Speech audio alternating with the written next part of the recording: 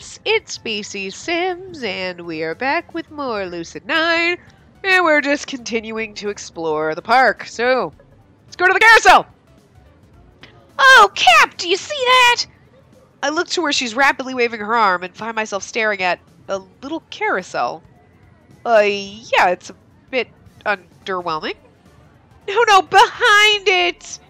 Behind it?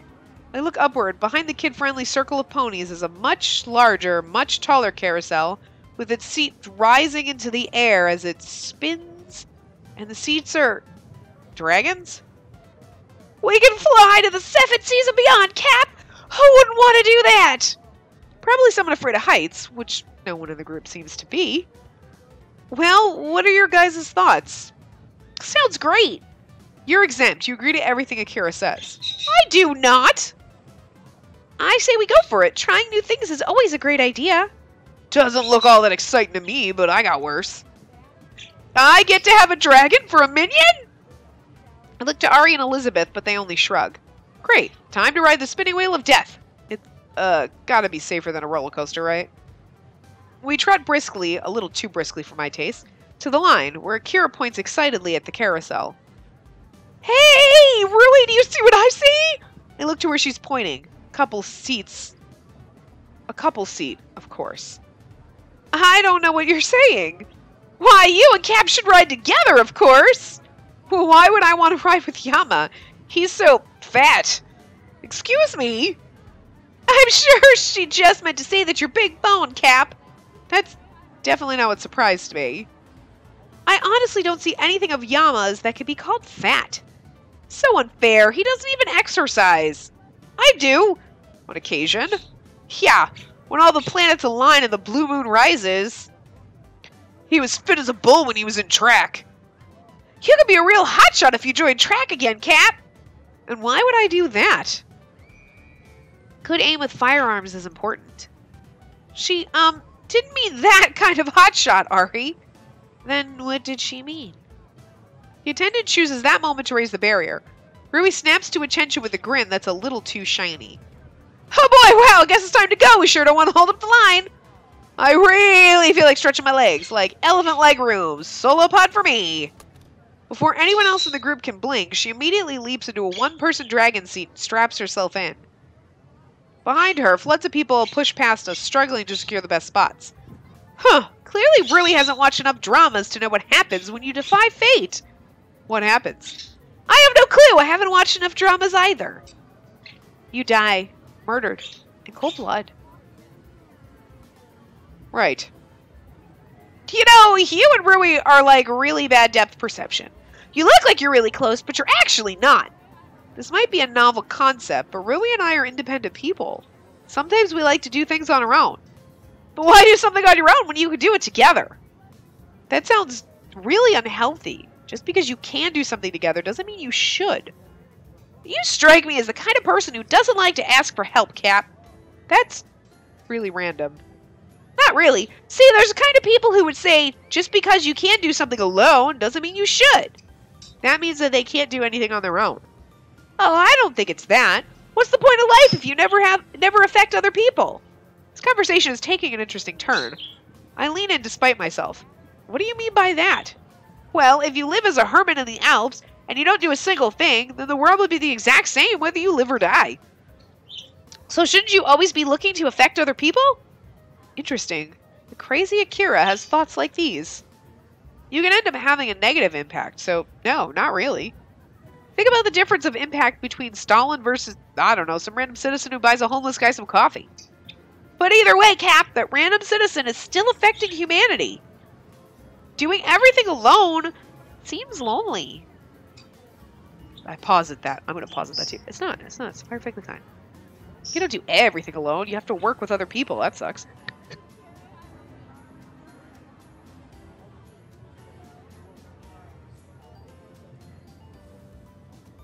Sorry, allergies.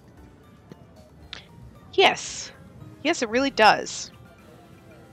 Hey, you two might want to hurry up before all the seats are taken. We're on it, Highness. But when I look up, I notice that all the solo spaces are occupied, leaving only couple vehicles. Well, this should be pretty simple. Kira and I can ride together. negating the risk of putting up with some idiot stranger. Akira, which one do you want? We're boarding together? What, you'd rather be with a stranger? I always enjoy the opportunity to make someone's day a little more surreal.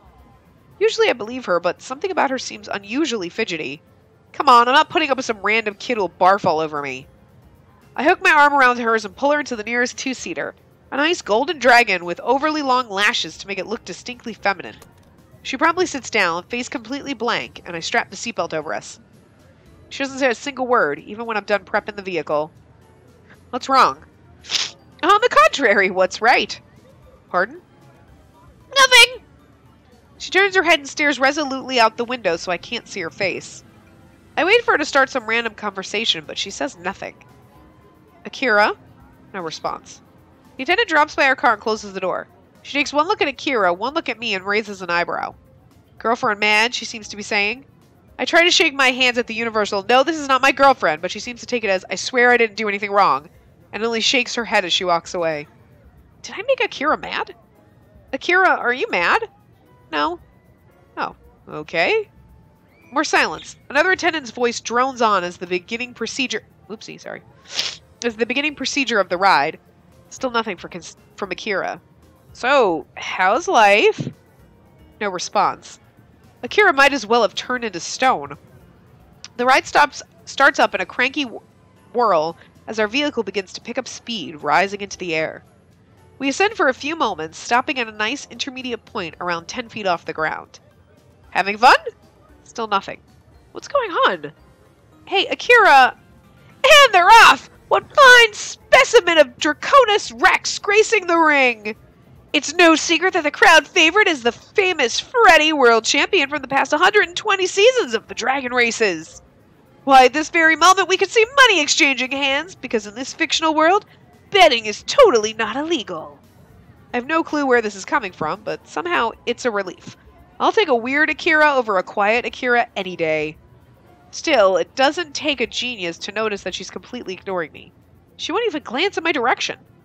So Akira, come on, Freddy, I didn't raise you to be a loser. Win this race or I'm grounding you for a month. She leans forward and slams a firm hand on the neck of our dragon, which startles me. Her steed flies higher as if in response. That's more like it!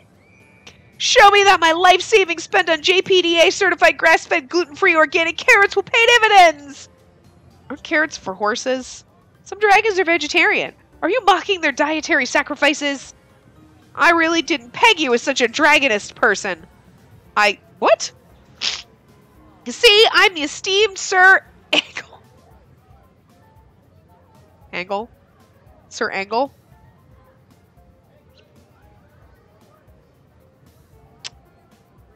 Okay. Alright. Not Angel. Angle. Anglais. Sir Anglais. Pretend there's an accent mark there. Trainer of dragons worldwide. And you were just insignificant, Sir... Oh, you were just insignificant little Sir Caraway. Why those names? I'm Angle because I want to be an angel, but no matter how close I get, I can't. And you're Caraway because whenever you have a care, you throw it away. At this, Akira seems to renew her determination to ignore me, because she turns forward again, renewing the scolding of her erstwhile dragon. Freddy, you must redeem yourself! There's rising newcomers on the scene, you know! Backwater talents like Reekoff, Liftable, and Hagen are taking their respective nations by storm. Don't tell me that your age is getting to you! I mean, he's been around for at least 120 years, apparently. It's pretty old by my standards. The end is in sight! Go for the finish, Freddy!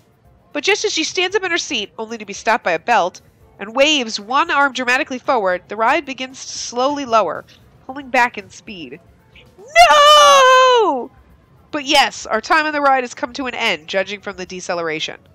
This seems to push Akira into a frenzy. I should have known! If you are what you eat, then Freddy just became a JPDA certified grass-fed gluten-free organic carrot! And no race can be won by a JPDA certified grass-fed gluten-free organic carrot. I love that it's grass-fed carrots. She still doesn't look at me, even as she unbuckles the seatbelt and jumps out of the vehicle. I barely catch her arm as she leaves. Hey, Akira, what's the big deal? You let go of that arm, Cap. She suddenly sounds very, very serious. I let go of her arm. You're avoiding me, aren't you? avoiding your face is very different from avoiding you, Cap. What's that supposed to mean? It means that it's time to meet up with the others. She bounds away before I can stop her. Great. Guess I have to follow along. The rest of the group has recovered by the map, some noticeably more thrilled than others. How was it, Rui? Being in a pod? By yourself? Oh, not you too, Miki. Akira, how was it for you? Me? Oh, well, I had fun. I sat in a pod with this kid who I convinced to check out Governor Mecker. Yeah, I'm sure it was good and all, but why don't we do something more exciting? The clamor of the group was starting to get to me, so I focus on Misato's statement. What do you suggest we try? You pick something, man! Thanks, delegation at its finest. Right. Guess it's time to take another look at the map. I'm gonna think laser tag and tech show. Let's do the Ferris wheel, because I feel like that might be probably the same speed as the rides. Maybe it won't be as long. Like, laser tag and tech showcase seem like they might be longer. So to keep the parts somewhat more even, we'll do this. There's a Ferris wheel to our right, basic but huge, looming over the rest of the park. Heights, anyone? Heights is my middle name! No, it isn't. Either way, a Ferris wheel may be our best choice. It might calm some of us who are a little overexcited. She sends a significant glance at Akira, who is currently sprinting to and fro, wildly flapping her arms and snorting. I'm a dragon! I'm breathing fire! I'm flying! I'm a dragon! Maybe there has been too much excitement for the day. Everyone seems to be looking forward to taking a breather. Right, Ferris wheel it is. Rui clicks and growls a little at Akira, who clicks and growls back. Then thankfully, we head to the Ferris wheel without any more anomalies. The cars are small, since the Ferris wheel is meant to fit as many of them as possible. They're only meant to fit 2 people. Guess we're paired off. Rui colors slightly at this. Everyone seems to notice. I pretend not to. I guess we are, huh? Hey, you and Cap should share a car! What makes you say that? Well, you're a pair. Why else? Akira! Well, Rui, if you make it such a big deal... Anyway, I'm going with Masato! She shoots a very significant look at the rest of the group. Oh, of course! Misaki, shall we? I believe we shall. Then I'm with her? Her name is Ari, you know. But I'd rather go with... Ari it is! What do they think, I'm blind? Well, that's settled! It looks like you have no choice but to ride in a car together. The others prance into their respective cars, leaving Rui and me in silence. This was quite possibly the most unsuitable way to get us together. I guess we should board. Yeah. Next time I see Akira, we're going to have a little chat. With my fist. No, I'm just kidding. Rui and I slip into the next car. A cozy blue box with a blue cushioned seats and a blue doors and a blue ceiling. Dressed with white trim and white wood and white light. That looks like normal yellowish colored wood. Rui eases comfortably into her seat, turning her head until she's staring out the window. After the attendant closes our door, the Ferris wheel begins to steadily chug upwards. Yama? The serious outline of her voice catches me off guard. I find myself curling my fingers into the cushion beneath me. What? I'm really glad I met you. My heart throbs unexpectedly against my ribcage. Nervousness? Shock? I immediately move to distance myself from the alien emotion. I know. Who else would be a willing victim of your verbal abuse? Not that, you know. I feel like you don't hear it very often. I'm glad you're here, Yama. I'm glad I know you.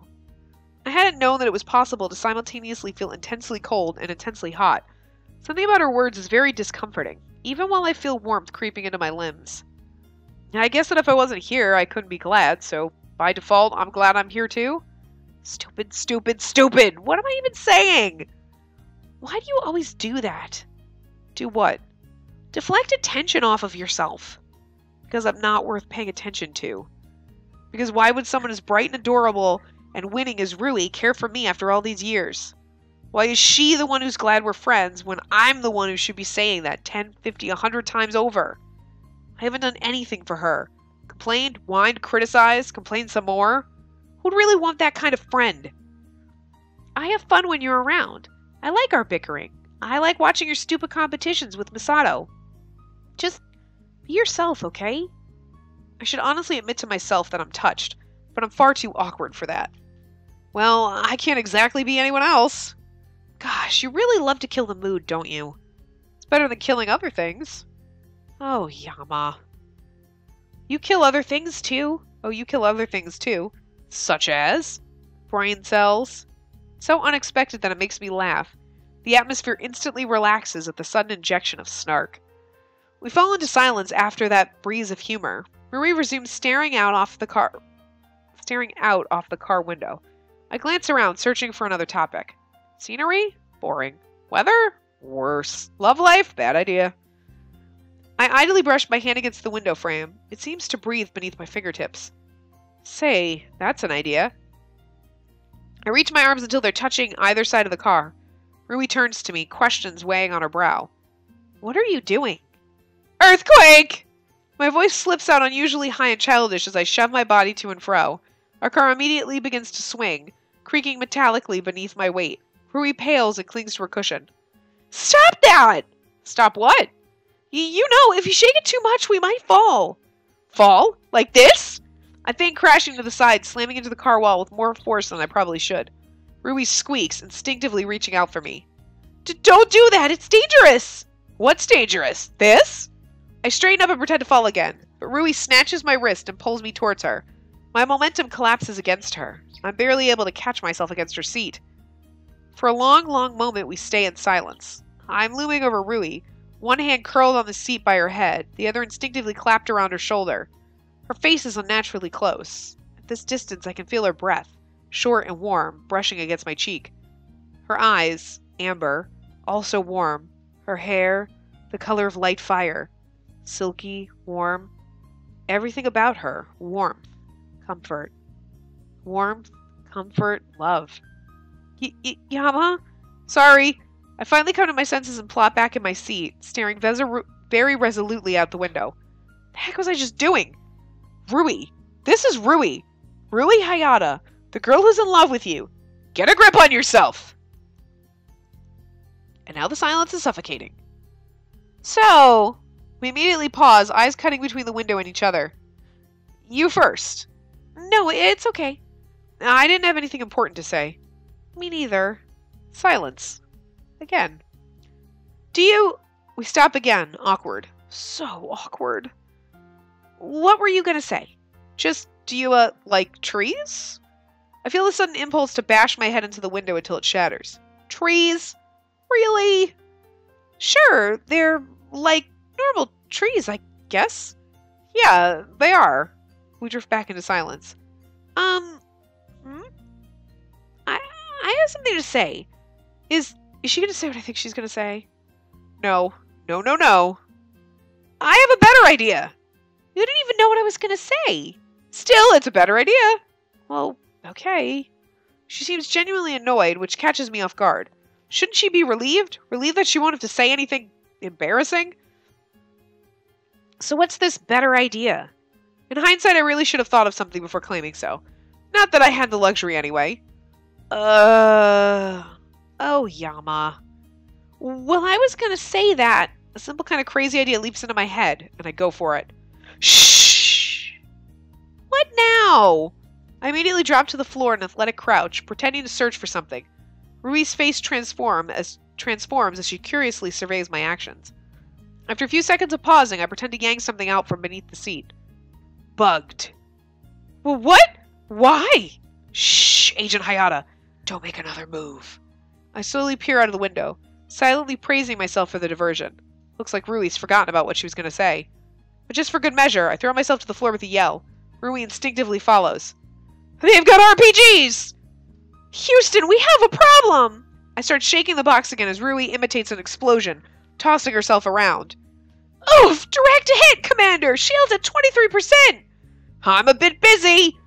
I mime fighting some sort of alien and pretend to kick it out of the car. They have boarders? Looks like we're done for, Lieutenant. The only thing left to do is... A silence falls between us as we understand the gravity of the situation.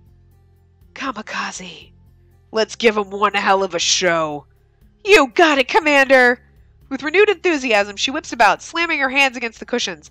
The car shakes with enemy fire, but she retains her focus. Stay on target! Stay on target! The car screeches with speed as she hones in at the mothership, Right at the weak point. Stay on target! Mister, it's time for you to disembark. We're abruptly yanked back into reality. Rui's leaning over the cushions, mashing her hands against imaginary controls, while I'm by the window fighting off non-existent borders.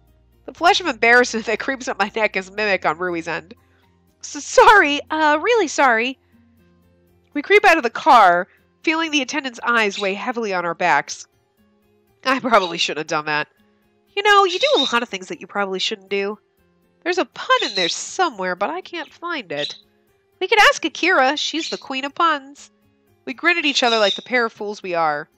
We should meet up with the group. Yeah. Rui's gaze flits between me and the ground. Yama? It happened in one fluid motion. She steps forward, gently pinches the edge of my sleeve between her fingers, tiptoes up and, softly, hesitantly, places her lips against my cheek. Then almost before I can register it, she retracts, cheeks flushing. Thank you. She turns and darts off to the rest of the group. I don't know if that happened the first time I read through this. I don't really remember. I didn't watch all of Governor the first time I did. And I know I've tried to be a little bit different. But I can't remember exactly what I chose to do each time. But there's not a lot of choices. Obviously, you can tell I'm not necessarily sure if the order you do things in here makes a difference. I don't think it does. But for a moment, I can only stand there, mind completely blank, hand against my cheek. Why? Why would she do something like that? 'Cause she likes you, dumbass! You already know this. Why? Hey, Cap! If you're done standing around like a goof, we're ready! I force myself out of my stupor and amble over to the rest of the group, plastering a fake smile on my face. This first, think later. Where should we go next? And we're going to wrap this part up here, and then we'll figure it out when we go back. So I will see you guys next time. Remember to give the video a big thumbs up and subscribe to see more.